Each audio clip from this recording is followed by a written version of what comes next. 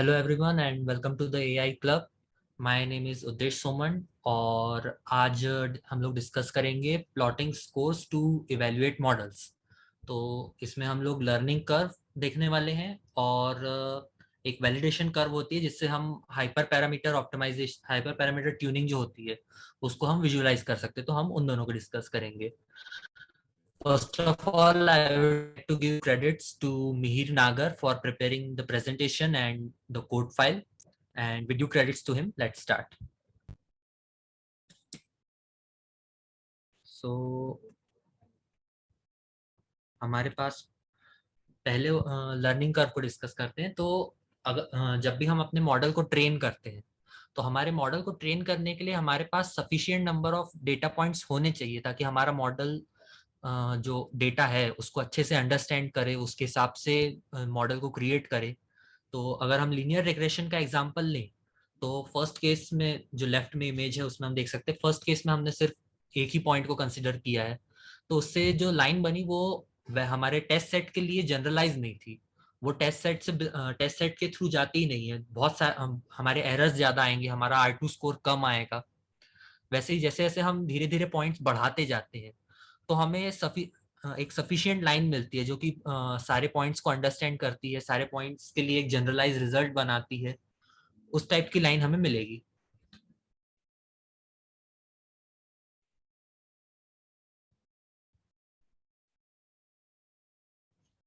तो जैसे जैसे हम हमारा ट्रेनिंग सेट बढ़ाते जाएंगे वैसे वैसे हमारी मॉडल की अंडरस्टैंडिंग बढ़ती जाएगी। मॉडल ज्यादा जनरलाइज रिजल्ट बनाएगा हमारे ट्रेनिंग सेट के हिसाब से। और उसको जब हम टेस्ट सेट के ऊपर देखेंगे तो हमारी एक्यूरेसी स्कोर्स बेटर आएंगी। हमारे जितने हमारी एक्यूरेसी स्कोर अच्छा आएगा, हमारा जैसे रिग्रेशन प्रॉब्लम है तो उसके लिए R2 स्कोर अच्छा आएगा, हमारे एरर्स कम होते जाएंगे। अब हमें कितने पॉइंट्स सेलेक्ट करने हैं उसके लिए हमें देखना पड़ता है कि किस साइज का डेटा सेट है हमारे पास और उससे हमें क्या एडवांटेज मिल रहे हैं। तो पहले हम देख लेते हैं कि वेरिएंस और बायस क्या होता है। तो हमारा जो टेस्ट और ट्रेनिंग सेट में कितना डिफरेंस आ रहा है, टेस्ट और ट्रेनिंग सेट के प्रिडिक्शंस में कितना डिफरेंस आ रहा है वो हमारा हो जाता है वेरिएंस। वेरिएंस हमारा कम से कम होना चाहिए। और बायस ये होता है कि वो किसी एक प्रकार टाइप के रिजल्ट्स को तो प्रायोरिटी नहीं दे रहा है। तो हमारे पास बायस भी कम होना चाहिए किसी अच्छे एल्गोरिदम के लिए। अ, किसी अच्छे एल्गोरिदम के को अगर हम देखें तो उसमें जो हमारे फाइनल रिजल्ट में वेरिएंस और बायस निकलता है वो कम से कम निकलना चाहिए। अब जैसे जैसे हम ट्रेनिंग सेट को बढ़ाते जाएंगे तो हमारे पास वेरिएंस तो कम होता जाएगा लेकिन बायस बढ़ता जाएगा। तो उसके लिए हमें वेरिएंस बायस ट्रेड ऑफ का यूज करना पड़ता है, वेरिएंस बायस ट्रेड ऑफ कर्व को यूज करना पड़ता है। और हमें एक अप्रोप्रिएट ट्रेनिंग साइज या फिर appropriate size of training data वो हमें डिटरमाइन करना पड़ता है। इसके बाद अगर हम आगे देखें तो हमें इससे प्रॉब्लम क्या होती है इतने बड़े ट्रेनिंग साइज से। अगर हमारे ट्रेनिंग डेटा बहुत बड़ा है तो हमारे मॉडल की स्केलेबिलिटी की प्रॉब्लम आती है कि हमें उसको फिट करने के लिए, उसको ट्रेन करने के लिए एक तो बहुत ज्यादा टाइम लगता है। जैसे आप देख सकते हैं अगर हमारा ट्रेनिंग साइज 200 का है तो ये 0.0013 के अप्रोक्स सेकेंड्स में ट्रेन हो गया। अब वैसे ही अगर हम हमारा ट्रेनिंग एग्जाम्पल्स बढ़ाते जाएंगे, 1400 कर दिए तो इसका टाइम 0.0023 के आसपास पहुंच गया है। हमारे पास जनरली जो बड़े डेटा सेट्स आते हैं उसमें उसमें लाखों रोज हो सकती हैं, कुछ मिलियन रोज हो सकती हैं। तो उसमें हमारा ट्रेनिंग टाइम बहुत ज्यादा हो जाता है, कुछ मिनट्स में हो सकता है। अगर कॉम्प्लेक्सिटी अगर हम बढ़ा दें अपने मॉडल की तो हो सकता है कि आधा घंटा 1 घंटा इतना भी टाइम लगे। तो उसको और इससे हमारे परफॉर्मेंस के ऊपर ज्यादा कुछ इफेक्ट नहीं पड़ता है। एक सफिशिएंट ट्रेनिंग साइज जब हम ले लेते हैं तो हमारा परफॉर्मेंस बैलेंस हो जाता है। जैसे आप ये परफॉर्मेंस कर्व में देख सकते हैं कि हमारा फिट टाइम जो है वो ट्रेनिंग साइज के साथ ऑलमोस्ट लीनियरली ग्रो कर रहा है। बट उसके कंपैरिजन में परफॉर्मेंस हमारा उतना ग्रो नहीं कर रहा है। एक फिक्स वैल्यू, एक एक थ्रेशोल्ड वैल्यू के बाद उसका जो ग्रोथ है वो बहुत कम हो गया है हमारे स्कोर का। तो हमारे लिए सफिशियंट है कि हम थोड़ी सी एक्यूरेसी कम, बहुत कम एक्यूरेसी कॉम्प्रोमाइज हो रही है उसके कंपैरिजन में हमारा टाइम बच रहा है, हमारा फिटिंग टाइम बच रहा है, तो हम उस मॉडल का यूज कर सकते हैं। तो इसलिए हमें एक सफिशिएंट साइज को डिटरमाइन करना जरूरी होता है। उसके लिए हम लर्निंग कर्व का यूज करते हैं। तो लर्निंग कर्व क्या करेगी, लर्निंग कर्व पाइथन में भी इनबिल्ट फंक्शन है इसके लिए। लर्निंग कर्व क्या करेगा, आपके ट्रेनिंग स्कोर लेगा और उसके रिस्पेक्ट में क्रॉस वैलिडेशन स्कोर लेगा कि एक particular size of training data के ऊपर जो ट्रेन मॉडल है उसके रिस्पेक्ट, उस पर्टिकुलर मॉडल पे हमें किस तरह के स्कोर्स मिल रहे हैं ट्रेनिंग डेटा से, और किस तरह के स्कोर मिल रहे हैं टेस्टिंग डेटा से। तो वो cross validation score testing data को हैंडल कर लेगा। तो जैसे जैसे हम ट्रेनिंग हमारा, क्योंकि हमारा ट्रेनिंग स्कोर हमारा ट्रेनिंग साइज बढ़ाते जाते हैं, तो हमारा क्रॉस वैलिडेशन स्कोर बढ़ते जा रहा है और ओरिजिनल ट्रेनिंग स्कोर के पास आते जा रहा है। हमारे पास एक बेसिक मेथोडोलॉजी ये रहती है कि जो हमारा ट्रेनिंग स्कोर और टेस्ट स्कोर है वो विद इन 5% रहे, 5% रेंज में रहे। अगर हम उसका यूज कर अगर हम उस हिसाब से देखें, तो अगर हम बहुत छोटा ट्रेनिंग साइज लेते हैं तो ऑब्वियसली ये वैल्यूज बहुत दूर रहेंगी आपस में। ये 0.75 हमें टेस्टिंग स्कोर आ रहा है, 0.95 हमें ट्रेनिंग स्कोर आ रहा है। अगर उसके बाद हम जाते हैं, अगर हम हमारा ट्रेनिंग साइज बढ़ाते जाते हैं, तो वो दोनों कर्व जो हैं वो एक दूसरे के पास आ जा रही है और हमारा मॉडल जनरलाइज होते जा रहा है। जनरलाइज हो रहा है तो हमारा स्कोर थोड़ा कम हो रहा है, बट उससे हमें बेनिफिट ये मिल रहा है कि हमारा मॉडल ट्रेनिंग और टेस्टिंग डेटा दोनों के ऊपर करीब इक्विवेलेंट स्कोर्स दे रहा है। हमारी ओवरफिटिंग की प्रॉब्लम कम होते जा रही है, और कि ओवरफिटिंग की प्रॉब्लम कम होगी तो हमें हमारा मॉडल ऑब्वियसली अच्छा रहेगा। और वैसे ही हम एसवीएम के लिए देखें, ये एसवीएम के ऊपर लर्निंग कर्व प्लॉट किया है ट्रेनिंग एग्जांपल्स को लेके। तो एसवीएम ट्रेनिंग स्कोर तो उसने सभी के लिए ऑलमोस्ट सेम ही दिया 1, बट जैसे जैसे हम ट्रेनिंग डेटा बढ़ाते जा रहे हैं तो वैसे वैसे हमारा टेस्टिंग स्कोर जो है, क्रॉस वैलिडेशन स्कोर हमें टेस्टिंग स्कोर बता रहा है, वो ओरिजिनल ट्रेनिंग स्कोर के पास आते जा रहा है। बट आप ऑलमोस्ट ये 800 एग्जाम्पल्स के बाद अगर आप देखें तो ये कोई सफिशियंट ग्रोथ नहीं है। मतलब वो इतना हम चला सकते हैं, ये अराउंड 0.99 जा रहा है और हमारा ट्रेनिंग स्कोर जो है वो 1 के आसपास है।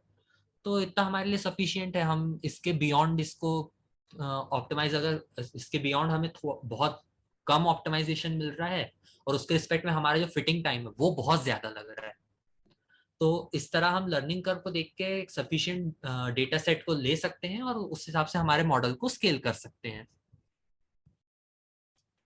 इसके बाद हम आते हैं वैलिडेशन कर्व के ऊपर। वैलिडेशन कर्व इस तरह से काम करता है कि वो ट्रेनिंग डेटा और टेस्टेड डेटा के ऊपर स्कोर्स निकाल के फिटिंग को चेक करता है कि दोनों की फिटिंग कैसी है, और ये वो करता है हाइपर पैरामीटर्स के लिए। तो हम जब भी हाइपर पैरामीटर ऑप्टिमाइजेशन करते हैं ग्रिड सर्च लगा के, तो हम जनरली सिर्फ वैल्यू ले लेते हैं जो मोस्ट मोस्ट अप्रोप्रिएट वैल्यू हमारे पास आ रही है, बेस्ट एस्टिमेटेड वैल्यू आ रही है, उस वैल्यू को हम ले लेते हैं हम हाइपर पैरामीटर के लिए। बट इसको क्या हम विजुलाइज करके अपनी तरफ से थोड़ा और डिसीजन मेकिंग में इन्वॉल्व हो सकते हैं? कंप्यूटर थोड़ा सा डिसीजन मेकिंग को मैन्युअल कर सकते हैं क्या? तो उसके लिए हम वैलिडेशन कर्व का यूज करेंगे। वैलिडेशन कर्व क्या करेगा, हमारा जो भी हाइपर पैरामीटर सिलेक्ट होगा उस हाइपर पैरामीटर की वैल्यूज के लिए, उस हाइपर पैरामीटर्स की जो भी वैल्यूज है उसके लिए मॉडल को ट्रेन करेगा, उसके ऊपर टेस्टिंग स्कोर निकालेगा। ऐसा वो हर हर वैल्यू के लिए करेगा और उसका हमें एक प्लॉट दे देगा। तो इस प्लॉट में आप देख सकते हैं यहाँ पे डिसीजन ट्री रिग्रेसर लिया है, स्कोर यहाँ पे पॉसिबली एक्यूरेसी स्कोर है। तो decision tree score, decision tree regressor for accuracy, sorry accuracy नहीं, रिग्रेसर है तो R2 स्कोर होगा, R2 score for max depth value. जैसे जैसे हम मैक्स डेप्थ वैल्यू बढ़ाते जा रहे हैं हमें दिख रहा है कि ट्रेनिंग और टेस्टिंग सेट दोनों के लिए ही हमारा स्कोर बढ़ते जा रहा है।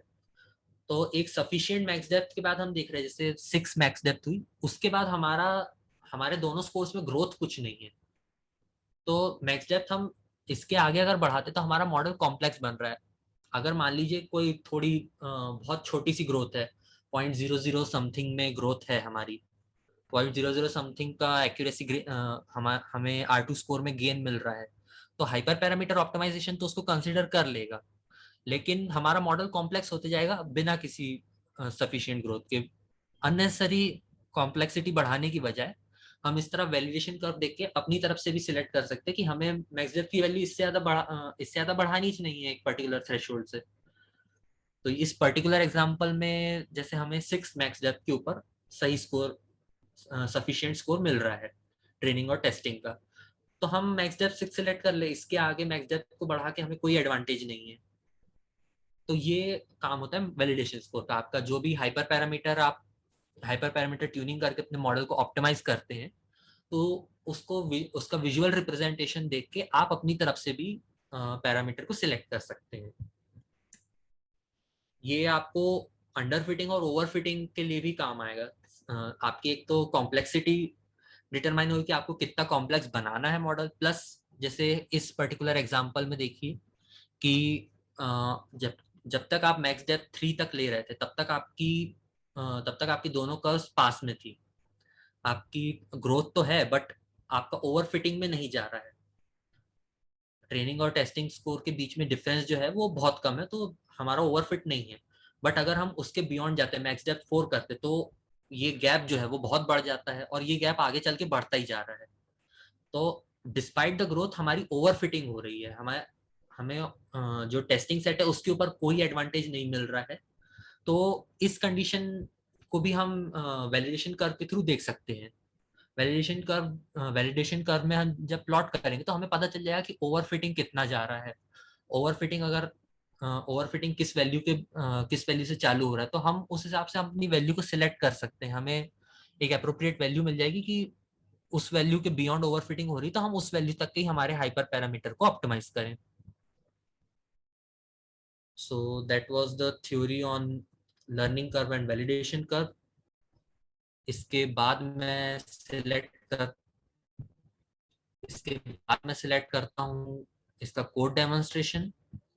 तो इसका कोड डेमोन्स्ट्रेशन अगर हम देखें तो इसके एग्जांपल में, again with all due credits to Mihir Nagar for creating the code file, इसमें डेटा सेट लिया है क्राउडेडनेस एट जिम का। तो ये एक रिग्रेशन प्रॉब्लम है जिसमें हमें गिवन है इनपुट एट्रीब्यूट्स के ऊपर हमारा जो टारगेट एट्रीब्यूट है नंबर ऑफ पीपल, किसी भी एक कैंपस जिम में नंबर ऑफ पीपल कितने होंगे वो हमें प्रिडिक्ट करना है। तो ये रिग्रेशन प्रॉब्लम है हमारी। इसका ईडीए स्किप कर देते हैं।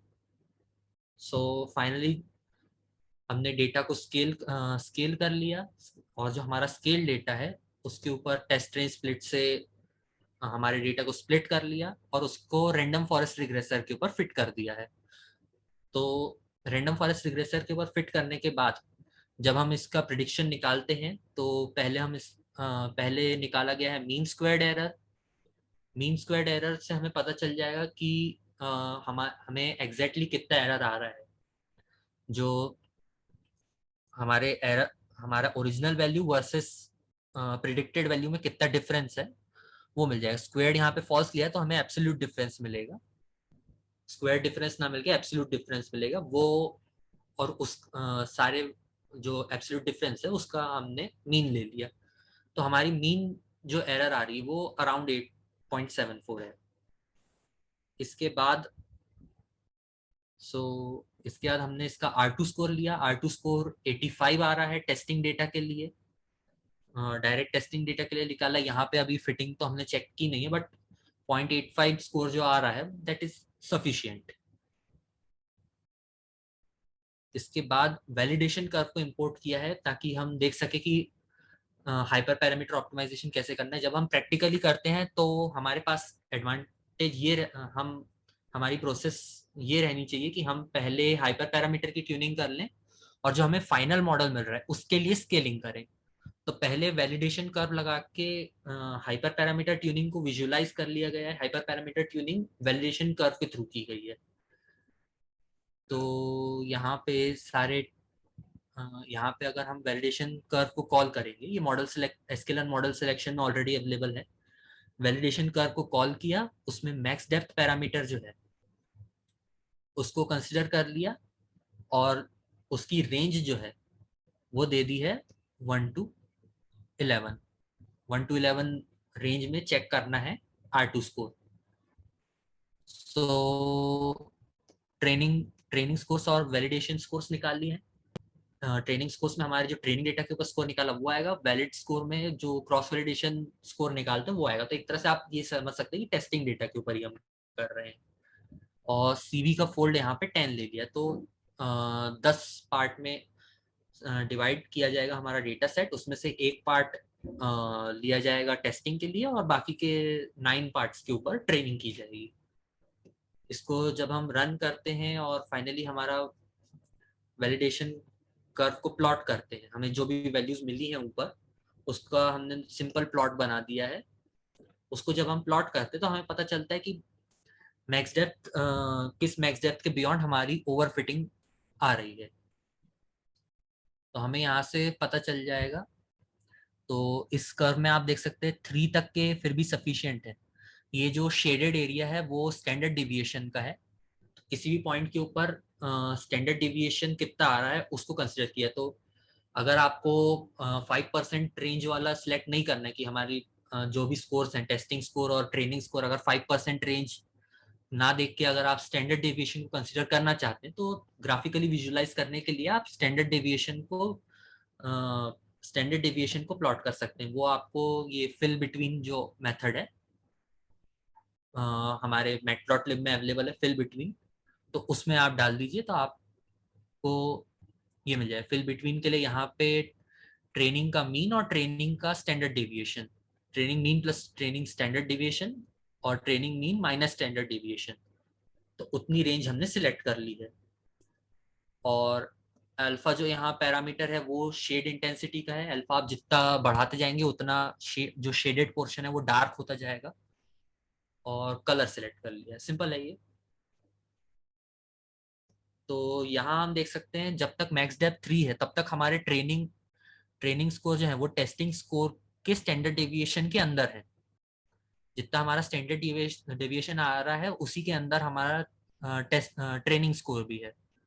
वो तब तक हो रहा है जब तक हम मैक्स डेप्थ 3 ले रहे हैं।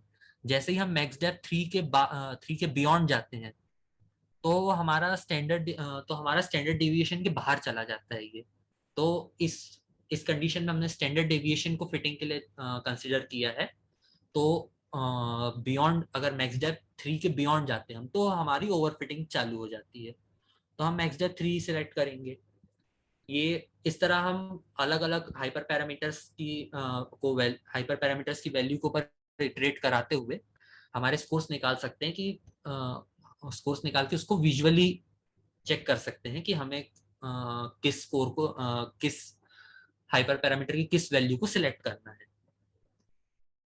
इसके बाद हम आते हैं लर्निंग कर्व के ऊपर, क्योंकि अब हमने हाइपर पैरामीटर ऑप्टिमाइज कर दिया है, हमें फाइनल मॉडल मिल गया है। तो हम देखेंगे कि हम कितना स्केल डाउन कर सकते हैं। तो स्केल डाउन करने के लिए सिंपल है, हम यहाँ पे लर्निंग कर्व को इंपोर्ट करेंगे।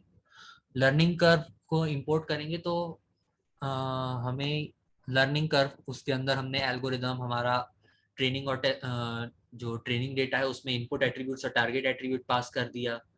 क्रॉस वैलिडेशन स्कोर के लिए सीवी के वैल्यू पास कर दी। और ट्रेनिंग साइजेस हमें कितने लेने हैं, तो ट्रेनिंग साइजेस सिलेक्ट करने के लिए एनपी लिनस्पेस, तो पॉइंट वन मतलब 10% ऑफ ट्रेनिंग साइज से लेके 100% ऑफ ट्रेनिंग साइज, उसके बीच में हमें 5 सेक्शन चाहिए। तो ये 10 तो हमें मिल जाएगा कैसा 10%, 30%, 10, 30, 50, 70, 90 और उसके बाद 100%। इन पॉइंट्स के ऊपर इन मतलब इतने साइज का हमें ट्रेनिंग डेटा मिल जाएगा। ट्रेनिंग साइज परसेंट लेने की जगह यहाँ पे डेसिमल में बताया है, तो उसको आप डेसिमल भी पास कर देंगे अगर ट्रेनिंग साइज में, तो वो फंक्शन समझ जाएगा। उसके बाद जो भी हमारे ट्रेनिंग स्कोर्स निकाले उनका मीन स्टैंडर्ड डेविएशन, ये वो शेडेड पोर्शन जो था अभी हमारा पिछले प्लॉट में हमने जो शेडेड पोर्शन देखा, ये जो शेडेड पोर्शन है वैसा ही निकालने के लिए मीन स्कोर स्टैंडर्ड डेविएशन वगैरह ये सब निकाल लिया है। और हमने यहाँ पे फिटिंग टाइम भी निकाल लिया है कि हमें अपने मॉडल को फिट करने के लिए कितना टाइम लगा फॉर अ गिवन सेट। हमारा जो हमने जो given 10% of training data, 30% of training data, 50% of training data, वो कंसिडर किया, तो उसके लिए हमें उसको फिट करने के लिए कितना टाइम लगा, कि हमने फिट टाइम्स में ले लिया है। तो फाइनली जब हम इसका प्लॉट बनाएंगे, तो ये हम लर्निंग कर्व में देख सकते हैं कि ट्रेनिंग स्कोर, एक मिनट मैं इसको जूम कर देता हूँ। तो अगर हम अपना ट्रेनिंग स्कोर बढ़ाते भी हैं, अगर हम हमारा ट्रेनिंग डेटा का साइज बढ़ाते भी हैं, तो भी बियॉन्ड दिस पॉइंट, अगर हम अपने ट्रेनिंग डेटा का साइज बढ़ा भी देते हैं, तो भी बियॉन्ड दिस पॉइंट हमें कुछ सफिशिएंट ग्रोथ नहीं मिल रही है। जब तक हमारे ट्रेनिंग डेटा, जो हमारे ट्रेनिंग डेटा का स्कोर है वो तो ऑलमोस्ट कांस्टेंट ही है, 1 के आसपास ही है।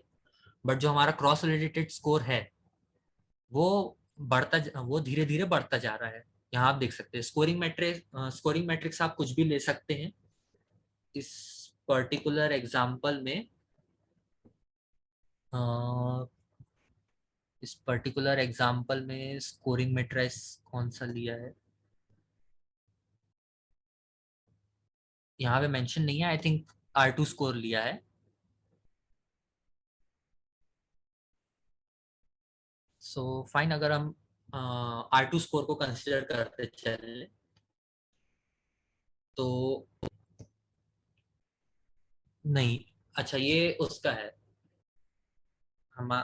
ये R2 स्कोर तो नहीं है, ये पॉसिबली हमारा जो मीन एब्सोल्यूट एरर रहता है, या फिर हमारा और मीन एब्सोल्यूट एरर रहता है, या फिर हमारा AIC BIC रहता है, वैसा आप कोई भी स्कोर ले सकते हैं।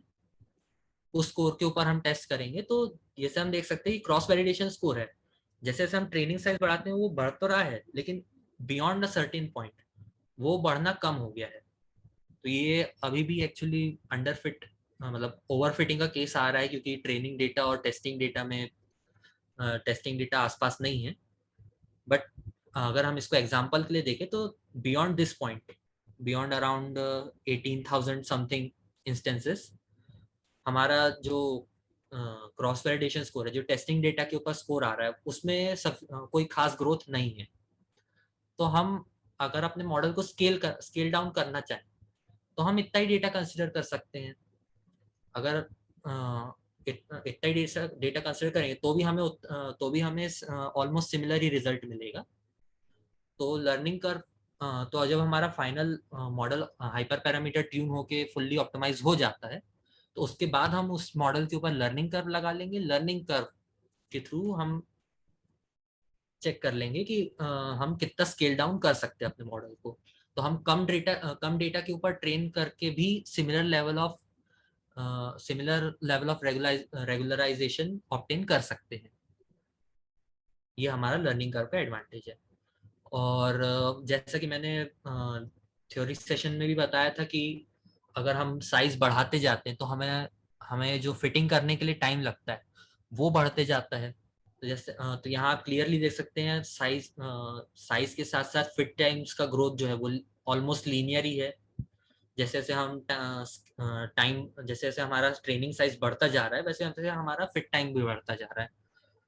तो अब अगर हमारा मॉडल में बहुत ज्यादा डेटा रहेगा ट्रेनिंग के लिए, तो हमारे मॉडल की ट्रेनिंग में बहुत ज्यादा टाइम लगेगा। तो हम उतना सारा डेटा ना लेके एक गिवन नंबर ऑफ इंस्टेंसेस ले सकते हैं, 10% डेटा, 20% डेटा, अगर हमें सेम लेवल ऑफ रिजल्ट दे रहा है, तो हम उतना कंसिडर कर सकते हैं। वो हम लर्निंग कर्व को देख के सिलेक्ट कर लेंगे। और अगर आपको फिट टाइम्स के रिस्पेक्ट में परफॉर्मेंस ऑफ मॉडल देखना है, तो आप स्कोर वर्सेस फिट टाइम्स को प्लॉट कर दीजिए। स्कोर वर्सेस फिट टाइम्स को अगर आप प्लॉट करेंगे, तो आपको पता चल जाएगा कि किसी मॉडल को फिट करने के लिए कितना टाइम लग रहा है, और उसके कंपैरिजन में हमें स्कोर कितना मिल रहा है। तो आप देख सकते हैं, ये अराउंड 10 के आसपास अगर हम लेते हैं, फिट टाइम्स अगर 10 सेकेंड आ रहा है, तो उसके बाद हमें कोई सफिशियंट ग्रोथ नहीं मिल रही है। उसके बाद हमारा मॉडल लगभग उतने ही लगभग उसी स्कोर को उतना ही स्कोर दे रहा है। फिट टाइम हमारा डायरेक्टली प्रोपोर्शनल है ट्रेनिंग साइज के।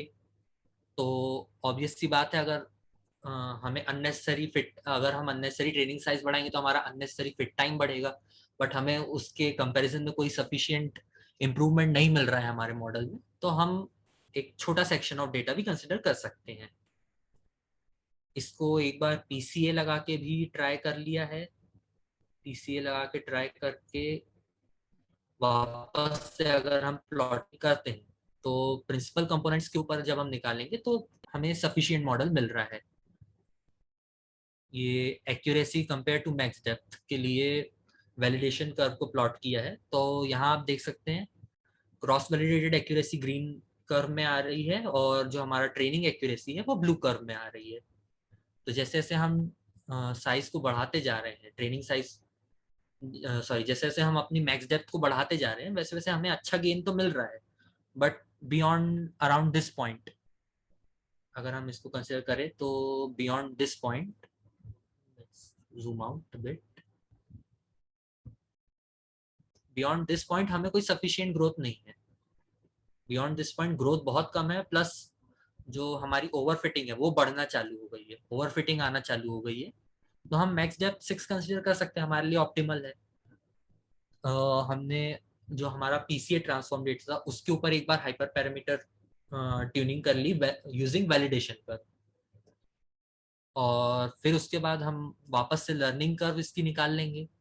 जब हम इसकी लर्निंग कर्व निकालते हैं तो हम देख सकते हैं कि लर्निंग कर्व इसकी थोड़ी सी आड़ी टेढ़ी आई है, बट लर्निंग कर्व को अगर हम देखेंगे तो साइज ऑफ डेटा से हम देख सकते हैं कि हमारा स्कोर थोड़ा थोड़ा तो इम्प्रूव हो रहा है। पहले अराउंड 30,000 इंस्टेंसेस तक के इम्प्रूव हो रहा है। उसके बाद हमारे स्कोर में कोई खास इम्प्रूवमेंट नहीं है।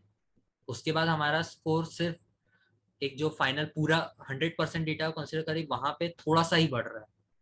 तो अगर हम थोड़ा सा हमारा स्कोर है उसको कॉम्प्रोमाइज कर लेते हैं, हम थोड़ा सा स्कोर को कॉम्प्रोमाइज करें बट हमारे मॉडल को स्केलेबल बना दे, हमारे मॉडल का ट्रेनिंग साइज कम कर दे, तो वो हमारे लिए एडवांटेजेस है। ये छोटे डेटा के लिए तो ठीक है, बट अगर हमारे पास कोई ऐसा डेटा है जिसमें मिलियंस ऑफ रोज है, बिलियंस ऑफ रोज है, तो हम कुछ घंटे की प्रोसेसिंग को कुछ मिनट की प्रोसेसिंग पे ला सकते हैं। तो उस केस में हमारे लिए स्केलिंग इंपॉर्टेंट हो जाती है। और उसको अगर हमें करना है तो सिंपल प्रोसेस जैसे अभी मैंने बताई, आप पहले हाइपर पैरामीटर ट्यूनिंग कर लीजिए किसी मॉडल की, वो आप वैलिडेशन कर्व के थ्रू भी कर सकते हैं और हाइपर पैरामीटर ट्यूनिंग के थ्रू भी कर सकते हैं। मेरा पर्सनल सजेशन ये रहेगा कि आप दोनों को हाइपर पैरामीटर ट्यूनिंग के थ्रू भी स्कोर निकालिए और उस स्कोर के आसपास आप वैलिडेशन कर्व को चेक कर लीजिए, तो आपको एक अप्रोप्रिएट वैल्यू मिल जाएगी हाइपर पैरामीटर की। और उसके बाद आप लर्निंग कर्व लगा के चेक कर सकते हैं कि कितना आपको कितना परसेंट डेटा सेट सफिशिएंट है ट्रेनिंग के लिए, same level of same level of results के लिए। फाइनली अगर हम चाहे तो हमारे पीसीए ट्रांसफॉर्म डेटा के लिए भी हमने फिट टाइम्स निकाला है, तो फिट टाइम्स तो जैसे पहले लीनियर था वैसे अभी भी है, और उसका परफॉर्मेंस चेक कर लिया है। तो आप साइज के रिस्पेक्ट में चेक कीजिए या फिर फिट टाइम्स के रिस्पेक्ट में चेक कीजिए, आपको परफॉर्मेंस ऑलमोस्ट वैसा ही मिलेगा, क्योंकि साइज और फिट टाइम्स ऑलमोस्ट लीनियर ही होते हैं। सो फाइनल हमारा जो मॉडल है उसके ऊपर हमने निकाल लिए हैं स्कोर्स, जो हमने ऑप्टिमाइज किया है उसके ऊपर। तो ऑप्टिमाइज कोर्स अगर हम देखें तो हमें 0.55 मीन स्क्वायर्ड एरर हो गई। मीन स्क्वायर्ड एरर पहले 8 थी। मीन स्क्वायर्ड एरर किसी भी अच्छे रिग्रेसर मॉडल के लिए कम होनी चाहिए। तो 8 से 0.55 आई, तो हमें बहुत एडवांटेज मिला हमारी मैक्स डेप्थ बढ़ा के, हमारी एरर बहुत कम हो गई है। और हमारा जो स्कोर है, R2 स्कोर है, वो पहले 0.85 था वो 0.86 हो गया, तो R2 स्कोर में भी ग्रोथ है हमारी। उसके अलावा उसके बाद अगर हम इनको प्लॉट करेंगे ट्रेनिंग और टेस्टिंग को, तो हम देख सकते हैं किस साइज के लिए हमें सफिशिएंट स्कोर मिल रहा है। तो उसको अगर आप कंसिडर करेंगे तो, अच्छा यहाँ पे कंसिडर नहीं किया, बट आप यहाँ पे आपके लिए फिर रिकमेंडेड रहेगा कि आप एक रैंडमली जो आपका ट्रेनिंग सेट है उसमें से रैंडमली उतना साइज निकाल लीजिए जो आप टेस्ट ट्रेन स्प्लिट करते हैं उसी का यूज कर सकते हैं, या फिर आपको अगर रैंडमली उतने प्रोपोर्शन ऑफ इंस्टेंस चाहिए तो वो आप एक बार पहले ट्रेनिंग साइज में निकाल लीजिए और उस ट्रेनिंग सेट के ऊपर आपके मॉडल को ट्रेन कर दीजिए और फाइनली वैल्यूज निकाल लीजिए। हम लर्निंग कर्व के थ्रू उसको ऑलरेडी विजुलाइज कर चुके हैं। अगर आपको लगता है कि आपको अपने मॉडल को ऑप्टिमाइज कर, आपके मॉडल को स्केल डाउन करना है, इस केस में हमने स्केल डाउन नहीं किया क्योंकि ऑब्वियसली हमें यहाँ पे एक्यूरेसी बहुत ज़्यादा मिल रही है। 0.6 से डायरेक्ट 0.8 तक आ गए हम, तो वो एक्यूरेसी हमें मिल रही है तो हम उसको कंसिडर कर लेते हैं। एक्यूरेसी बोल रहा हूँ, सॉरी, R2 स्कोर है यहाँ पे। तो R2 स्कोर हमारा 0.6 से 0.8 पहुंच गया, तो वो हमारे लिए कंसिडरेबल है। तो फुल डेटा को इस पर्टिकुलर केस में फुल डेटा को यूज किया है। आप अपनी तरफ से एक सबसेट ऑफ डेटा निकाल लीजिए ट्रेनिंग के लिए, और उस सबसेट से आप ट्रेन करके चेक कर लीजिए कि आपको सेम रिजल्ट मिल रहे हैं कि नहीं। So thank you, that was all for learning curve and validation curve. once again, thank you Mihir Nagar for preparing this code and the theory slides for the theory presentation. Thank you very much.